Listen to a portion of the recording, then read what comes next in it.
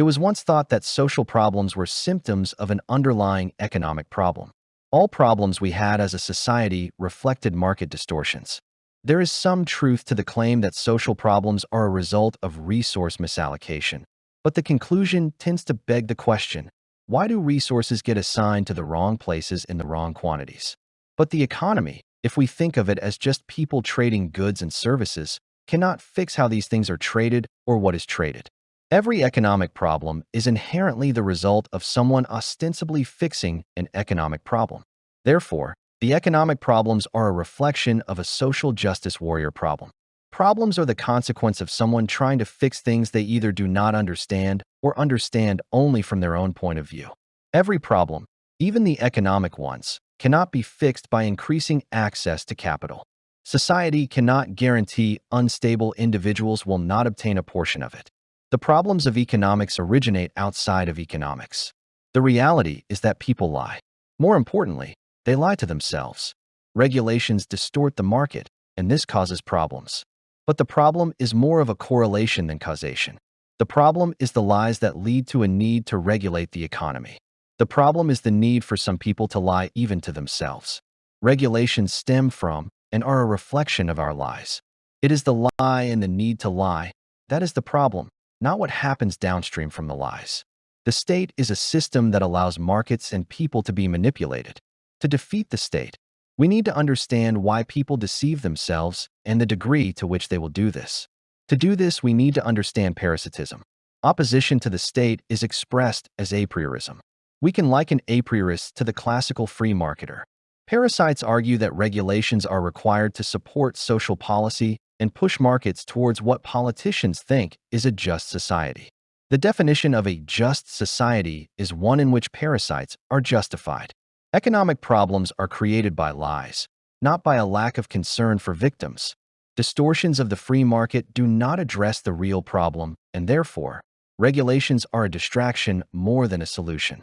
Regulations will not stop people lying. A priori postulates there is but one problem and one solution. Everything else is of secondary importance. This single problem is centered on the state. Problems cannot originate out of empty space, nor can they spontaneously emerge from the free market. Problems grow and mutate from an original site. They do not spontaneously originate in the ether. Problems are unnatural in that they are not an integral part of the design. No system is created as a problem or with problems. The error is always a failure of the system, not part of the system. Unemployment is not created by working nor by employment. Unemployment is created by a lie. No one wants unemployment, but the state creates it to justify its existence. The state makes unemployment necessary.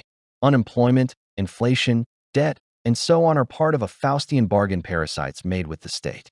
It is the socialist compact, an agreement between state and parasite. The objective of the compact is to exploit people's desire for freedom. Imagine, if you will, a reality where people are free to make their own choices. Tom could work for what he wants, but he would rather be free. He claims what is not his as an expression of his freedom.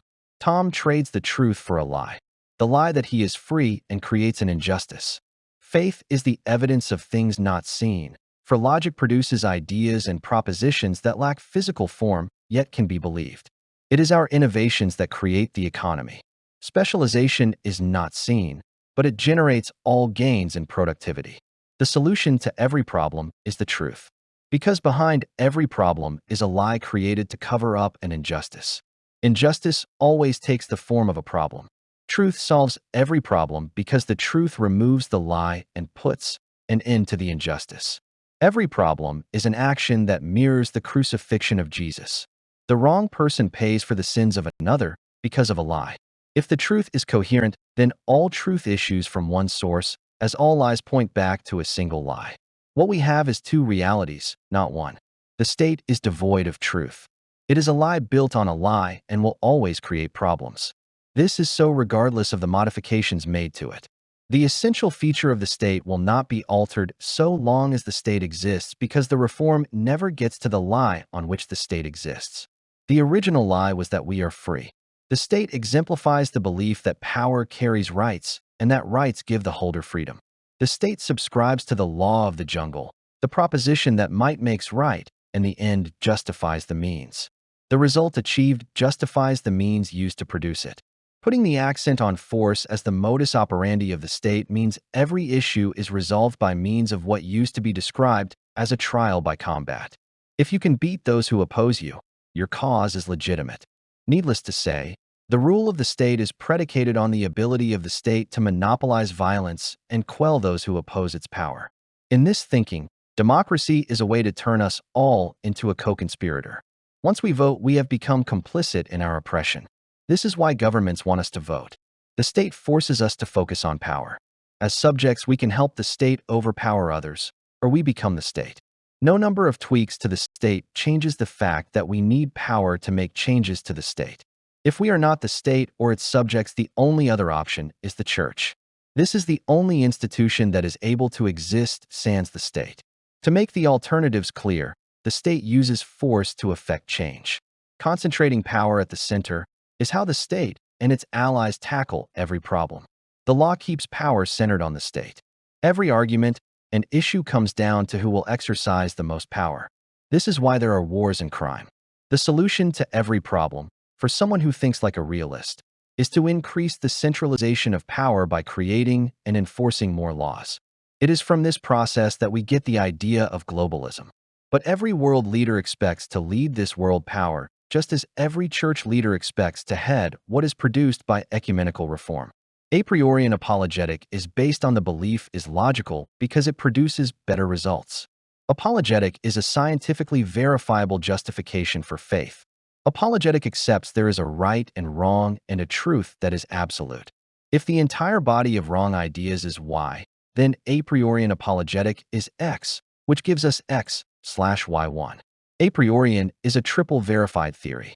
A priori is a logically coherent metaphysics in its pure form, but when applied it is as a scientific experiment, the results of which are 100% consistent with Scripture. A priori postulates that humanity has been subjected to a lie for 6,000 years. The troubles we are in did not need to happen. This system is Nimrodian, and it is designed to concentrate more power and property at the center. Democracy is just the latest and most pernicious way to do this. A priori is idealistic and believes reality is an idea and formed from pure concepts. Our reality is our truth and is founded on the moral universal that requires we all pay our own way. Freedom is an illusion. Organizationally, we subscribe to the principle of subsidiarity. Nothing that can be accomplished at a lower level is never addressed by a higher level. A priori works because it eliminates the lie of freedom. We own what we create, and no one pays any cost created by another. We do not have the right to own anything other than what we create. All of reality belongs to God. A priori is a culture of small groups living by the moral universal. Each group or cell comprises around 7 persons. Members help each other and are given credits for the work they do. This encourages job creation.